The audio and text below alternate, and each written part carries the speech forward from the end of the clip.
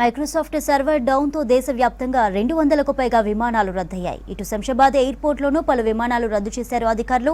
ఇప్పటికే 40కి పైగా విమానాలు రద్దు చేయగా తాజాగా మరికొన్ని సర్వీసులను కూడా రద్దు చేశారు. ఎయిర్పోర్టులో డిస్ప్లే పనిచేయడం లేదు. మాన్యువల్గా బోర్డులు ఏర్పాటు చేసి ప్రయాణికులకు సూచనలు ఇస్తున్నారు. శంషాబాద్ ఎయిర్పోర్ట్లో నుంచి మరింత సమాచారాన్ని అజయ్ అందిస్తారు.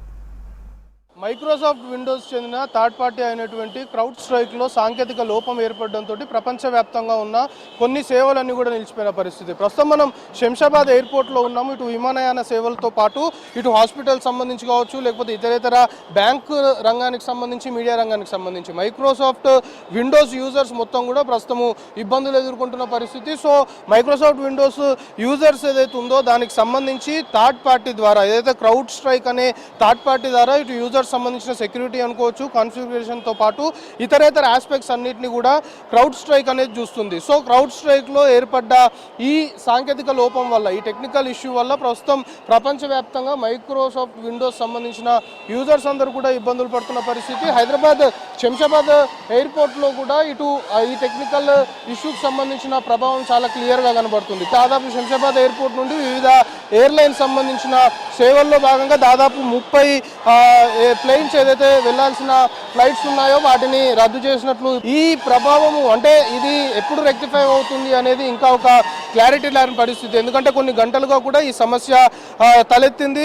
కొన్ని గంటలుగా కూడా చాలా వరకు మైక్రోసాఫ్ట్ విండోస్ సంబంధించిన యూజర్స్ ఈ సమస్యతో ఇబ్బందులు పడుతున్న పరిస్థితి. వివిధ రంగాలకు సంబంధించి కూడా దీని ఎఫెక్ట్ చాలా వరకు ఉంది. అయితే ఐటీకి సంబంధించిన ప్రొఫెషనల్స్ కొంతవరకు చెప్తున్న దాన్ని బట్టి అసలు ఈ క్రౌడ్ స్ట్రైక్ అనేది మైక్రోసాఫ్ట్ విండోస్కు థర్డ్ పార్టీగా ఉంది కాబట్టి ఈ క్రౌడ్ స్ట్రైక్ సంబంధించిన దాంట్లో టెక్నికల్ ఇష్యూ ఎందుకు తలెత్తింది, టెక్నికల్ ఇష్యూ తలెత్తిందా లేకపోతే హ్యాకర్స్ ఎవరైనా ఇందులోకి చొరబడ్డారా అనే అనుమానాలు కూడా ప్రస్తుతం వ్యక్తమవుతున్నాయి. సో యాక్చువల్గా శంషాబాద్ ఎయిర్పోర్ట్లో మొత్తం కూడా డిజిటల్ సంబంధించి ఫ్లైట్స్ సంబంధించిన అరైవల్స్ కావచ్చు, లేదా దానికి సంబంధించిన టైమ్స్ కావచ్చు, మొత్తం కూడా డిజిటల్ మెథడ్లోనే ఉంటుంది. కానీ ప్రస్తుతం ఏర్పడ్డ టెక్నికల్ ఇష్యూ కారణంగా, సాంకేతిక లోపం కారణంగా మొత్తం కూడా మాన్యువల్గా బోర్డ్స్ని ఏర్పాటు చేశారు ఎయిర్పోర్ట్లో.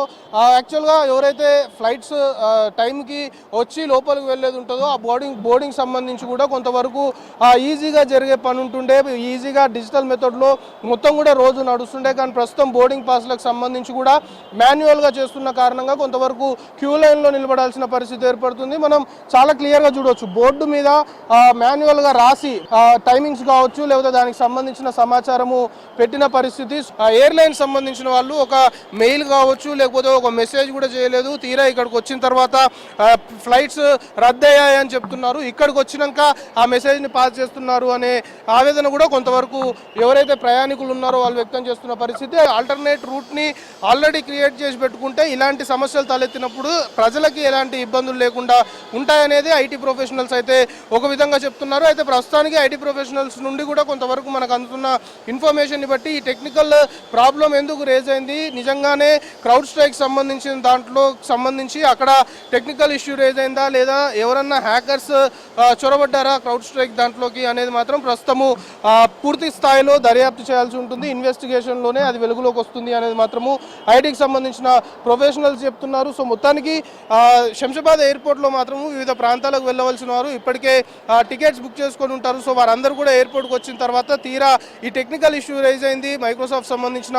విండోస్ సంబంధించి యూజర్స్ అందరూ కూడా దీన్ని ఫేస్ చేస్తున్నారు. సో ఫ్లైట్స్ కొన్ని రద్దు చేస్తున్నాము అనేది తీరా ఇక్కడికి వచ్చినాక చెప్తున్నారు వివిధ ఎయిర్లైన్స్ సంబంధించిన వారు అనేది ప్రయాణికులు అయితే ఆవేదన వ్యక్తం చేస్తున్నారు. సో ఇది ఎప్పుడు రెక్టిఫై అవుతుంది, ఈ టెక్నికల్ ఇష్యూకి సంబంధించి పూర్తి స్థాయిలో ఎప్పుడు రీస్టోర్ అవుతుంది అనేది మాత్రం ఇంకా ఒక క్లారిటీ రావాల్సిన అవసరం ఉంది.